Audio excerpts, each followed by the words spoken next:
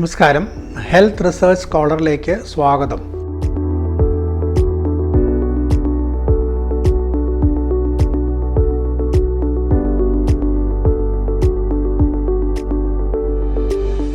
ഇന്നത്തെ വിഷയം ഉറക്കം ആണ്. ഉറക്കവും ആരോഗ്യവും തമ്മിലുള്ള ബന്ധം.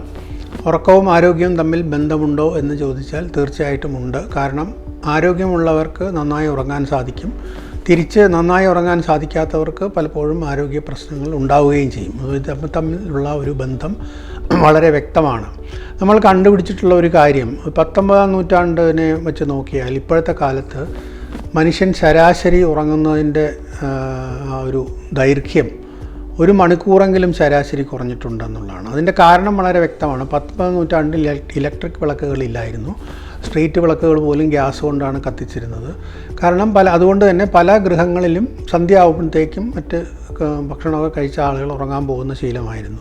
പക്ഷെ അത് നമ്മളിപ്പോൾ പലപ്പോഴും രാത്രി പകലാക്കി ഈ വെളിച്ചം പ്രദാനം ചെയ്യുന്ന അതിൻ്റെ ഇലക്ട്രിസിറ്റിയുടെ കോസ്റ്റ് കുറഞ്ഞു വന്നതോടുകൂടി പല സിറ്റികളിലും, പ്രത്യേകിച്ച് നഗര പ്രദേശങ്ങളിൽ നമ്മൾ പറയും നഗരം ഉറങ്ങുന്നില്ല എന്നൊക്കെ പറയാറുണ്ടല്ലോ. ഒരിക്കലും ആളുകൾക്ക് ഉറങ്ങേണ്ടി വരാത്ത രീതിയിലുള്ള ലൈറ്റുകളും അങ്ങനെയുള്ള ബഹളങ്ങളും തുടർച്ചയായിട്ട് വരുന്നത് കൊണ്ട് തന്നെ ആളുകളുടെ ശരാശരി ഉറക്കം വളരെയധികം കുറഞ്ഞിട്ടുണ്ട്. നമ്മുടെ തന്നെ ജീവിത ശൈലികളെ ആലോചിച്ച് നോക്കിയാൽ നമുക്ക് മനസ്സിലാവും. അത് മനുഷ്യൻ്റെ ആരോഗ്യത്തിൽ പ്രതിഫലിക്കുന്നുണ്ട് എന്നുള്ളതാണ് ഗവേഷണങ്ങൾ തെളിയിക്കുന്നത്.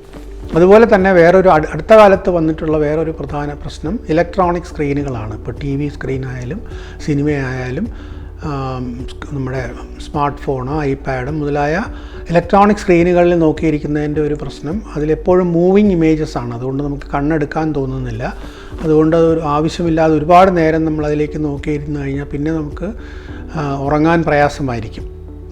അത് ഇപ്പോൾ ഗവേഷണം കൊണ്ട് തെളിയിച്ചിട്ടുള്ള ഒരു കാര്യമാണ്. ഇങ്ങനെയുള്ള പല കാരണങ്ങളെ കൊണ്ടും പൊതുവേ ഉറക്കം കുറഞ്ഞു വരുന്ന ഒരു കാലഘട്ടത്തിലാണ് നമ്മൾ ജീവിക്കുന്നത്. എന്നാൽ ഈ ഉറക്കക്കുറവ് കൊണ്ടുള്ള പ്രശ്നം എന്ന് പറഞ്ഞാൽ പലപ്പോഴും അത് ദീർഘസ്ഥായി രോഗങ്ങളിലേക്ക് നയിക്കും. അത് തീർച്ചയായിട്ടും അത് ഹൃദ്രോഗത്തിലേക്ക് നയിക്കാൻ സാധ്യതയുണ്ട് എന്ന് പഠനങ്ങൾ സൂചിപ്പിക്കുന്നു. അമിതഭാരത്തിലേക്ക് നയിക്കാൻ സാധ്യതയുണ്ട് എന്ന് പഠനങ്ങൾ സൂചിപ്പിക്കുന്നു. രക്തസമ്മർദ്ദം കൂട്ടാൻ അതിന് കഴിയുമെന്ന് പഠനങ്ങൾ സൂചിപ്പിക്കുന്നു. ഇപ്പോൾ ഇതെല്ലാം കൊണ്ട് തന്നെ വളരെ വലിയ ആരോഗ്യ പ്രശ്നങ്ങൾ ഭാവിയിൽ ഉണ്ടാകാനുള്ള സാധ്യതയുണ്ട്. അതുകൊണ്ട് കൃത്യമായി ഉറങ്ങുന്ന ഒരു ശീലം എല്ലാവരും അവർ സ്വയം പഠിച്ചെടുക്കേണ്ടതാണ്. അതായത് കൃത്യമായ സമയത്ത് കിടക്കുകയും കൃത്യമായ സമയത്ത് ഉണരുകയും. അതിന് നമ്മൾ ഇംഗ്ലീഷിൽ സ്ലീപ്പ് ഹൈജീൻ എന്ന് പറയും. അത് വളരെ പ്രധാനപ്പെട്ട നമ്മുടെ ആരോഗ്യശീലങ്ങളിൽ ഒന്നായിട്ട് വളർത്തിയെടുക്കേണ്ടതാണ്.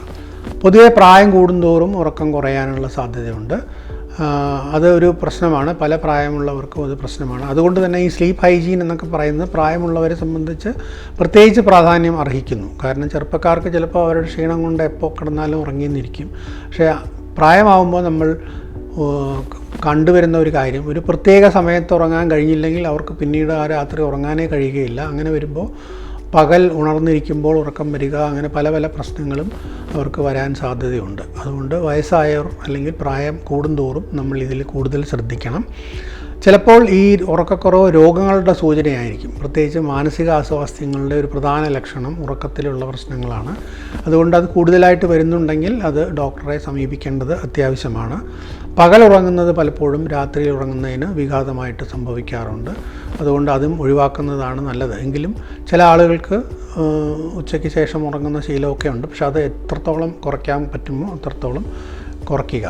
നല്ല ഉറക്കം നേടാൻ എന്ത് ചെയ്യണം എന്ന് പലപ്പോഴും പലരും പറയാറുള്ള പോലെ ആഹാരം കഴിച്ച് നിറവയറോടുകൂടി കിടക്കാതിരിക്കുക. 2-3 മണിക്കൂർ കഴിഞ്ഞ് മാത്രം ഉറങ്ങാൻ ശ്രദ്ധിക്കുക. അതുപോലെ തന്നെ കാപ്പി, ചായ മുതലായവ ചിലർക്ക് വളരെ സെൻസിറ്റീവാണ്. അതെല്ലാം കഴിച്ച് കഴിഞ്ഞാൽ ഉറക്കം നഷ്ടപ്പെടും. അതുകൊണ്ട് അങ്ങനെയുള്ള ശീലമാണെങ്കിൽ അത് ഒഴിവാക്കുക. വൈകുന്നേരത്തിന് ശേഷം ഉള്ള കഫീൻ അടങ്ങിയ സാധനങ്ങൾ ഒഴിവാക്കുക. മദ്യം ഒഴിവാക്കുക. മദ്യം, സിഗരറ്റ് മുതലായവ ഉറങ്ങുന്നതിന് മുമ്പുള്ള കുറേ സമയത്തേക്ക് ഒഴിവാക്കുക. പിന്നെ കുറേ നേരത്തേക്ക് ഉറക്കത്തിന് മുമ്പ് TV സ്ക്രീനിലും ഫോണിലും നോക്കാതിരിക്കുക. കഴിയുന്നതും 100% ഒഴിവാക്കാൻ സാധിച്ചില്ലെങ്കിലും കഴിയുന്നതും കുറയ്ക്കുക. അതോടൊപ്പം തന്നെ ഈ പ്രിൻ്റഡ് മാറ്റർ, ഒരു പുസ്തകം വായിക്കുന്നത് പലപ്പോഴും ഉറക്കത്തിന് സഹായിക്കുന്ന ഒരു കാര്യമാണ്. നമ്മൾ പറയും പുസ്തകം നോക്കിയാൽ ഉറങ്ങിപ്പോകുന്നത്, ശരിയാണത്, അത് നല്ലതുമാണ്. അപ്പോൾ ഇങ്ങനെയുള്ള ചില ശീലങ്ങൾ ഡെവലപ്പ് ചെയ്യുന്നത് വഴി നമ്മുടെ ഉറക്കത്തിനെ കുറച്ചുകൂടി നമുക്ക് നമ്മുടെ നിയന്ത്രണത്തിലാക്കാനും അതുവഴി നമ്മുടെ ആരോഗ്യം സംരക്ഷിക്കാനും സാധിക്കും. ഇത് വളരെ പ്രധാനപ്പെട്ട നമ്മൾ സാധാരണ മറന്നു പോകുന്ന അല്ലെങ്കിൽ വലിയ ശ്രദ്ധ കൊടുക്കാത്ത ഒരു ഏരിയയാണ്. നമ്മൾ ആഹാരത്തിനും വ്യായാമത്തിനും ഒക്കെ കൊടുക്കുന്ന പോലെ തന്നെയുള്ള ഒരു ഫോക്കസ് ഉറക്കത്തിൻ്റെ കാര്യത്തിലും നമ്മൾ കൊടുക്കണം.